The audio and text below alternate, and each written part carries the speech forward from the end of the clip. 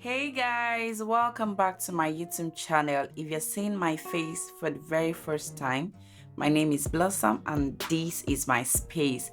And to my returning subscribers, I actually can't thank you guys enough. Thank you so much for always stopping by. Thank you. So today's video is a fun one because I'm going to be talking about Christian dating. So what is it about and tips on how to navigate it?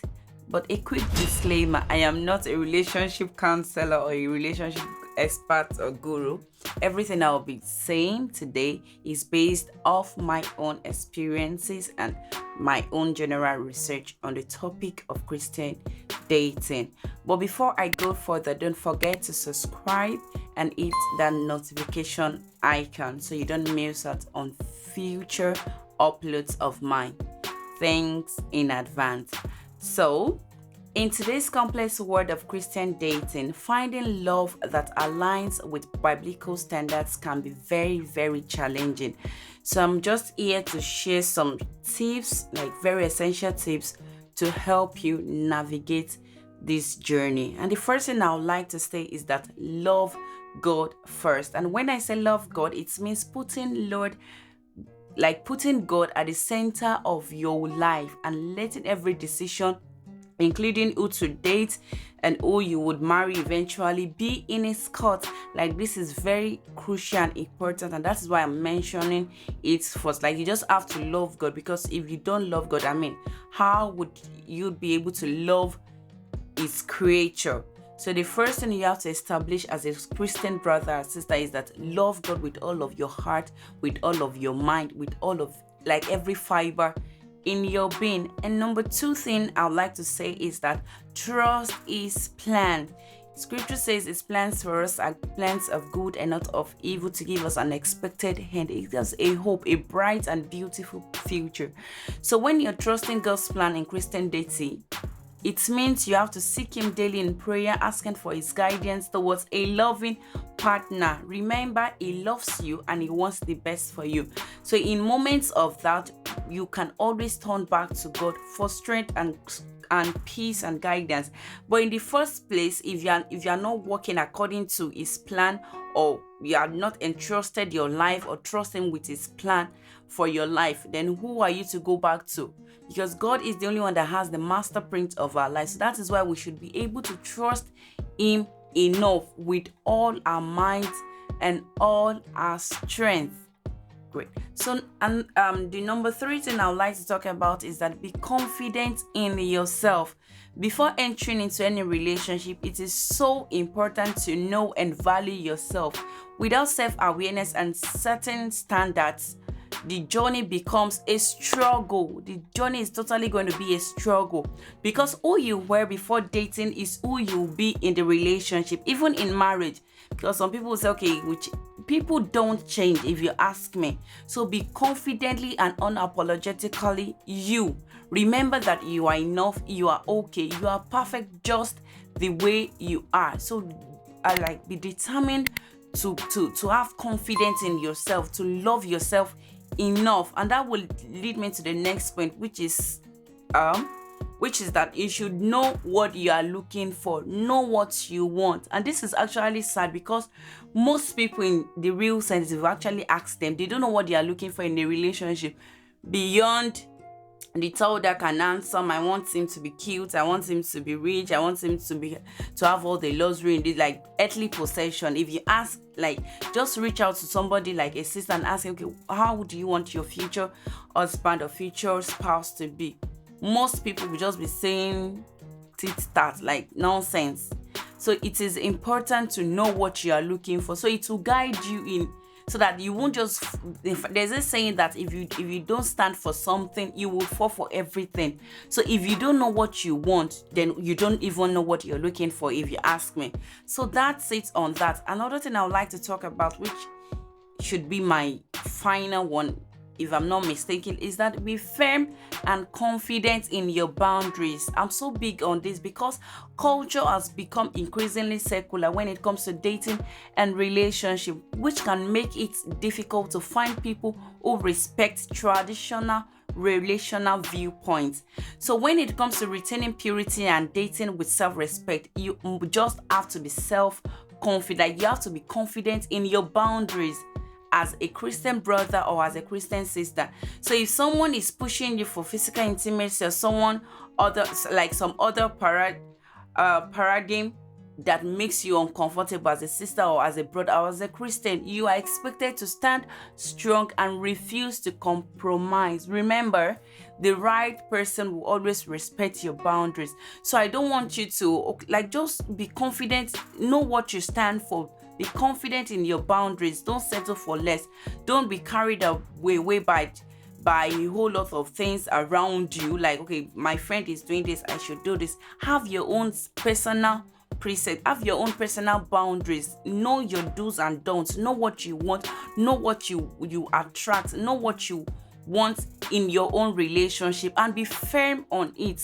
It's not enough for you to be told just by a mere thing anybody does to you. Be firm in your decision. Be firm in your boundaries. And there's this part, like, as long as I know that God is not an author of confusion. So some brothers will tell you, God said you are my wife. God said you are my intending spouse, or you're my wife to be. So, and as long as we are Christian brothers and sisters, you should marry me. Even if I'm bringing to you nonsense, please don't fall for it. God is not an author of confusion. If he's the right person for you, the person will respect your boundaries.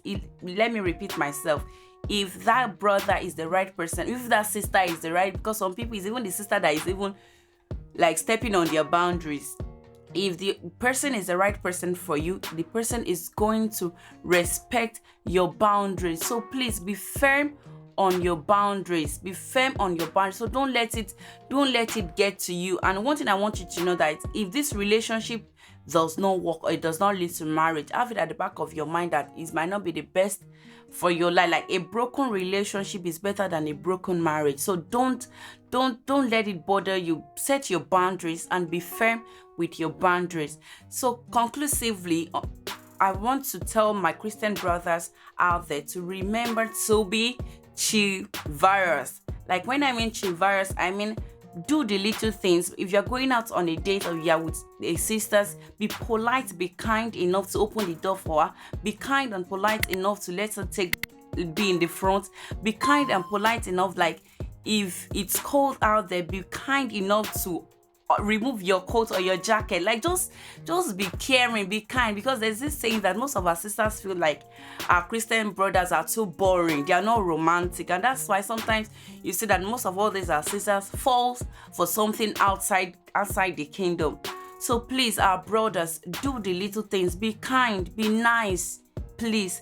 And my number two advice to our brothers is that show your interest promptly. Hey, Jesus, this thing is it's very important, because as you are still watching and you are still doing what you are still thinking, you are still going back and forth, another brother will just ask the person, and before you know it, you just see them, they will just announce them in church already that they are getting married, and before you know it, you just die in silence. So please, if you know you like a particular sister, or you have interest in, and you've taken your time, you've heard about it, and you just have your go ahead already, please don't waste time. Hey, don't waste time to avoid stories that touch the heart. Please don't waste time. Show your interest promptly. And lastly, my brothers, please communicate openly and often. You did not call her throughout the day. You did not check on her. You say she knows, she loves me, she will not mess up. And another person out there is showering her with love, with love, with attention, with everything, with gifts. And you are there, you say, no, she loves me, she will not do. Please communicate openly and often. Communicate openly and often. Be open about it. If you ask me, there's nothing to be shy about. If you're in a relationship with a person in like any Christian brother, then let it be open. So it will not scare, it will make other people to know that, okay, these people are together, so nobody is trespassing again. So it may seem easy, but these gestures can be overlooked.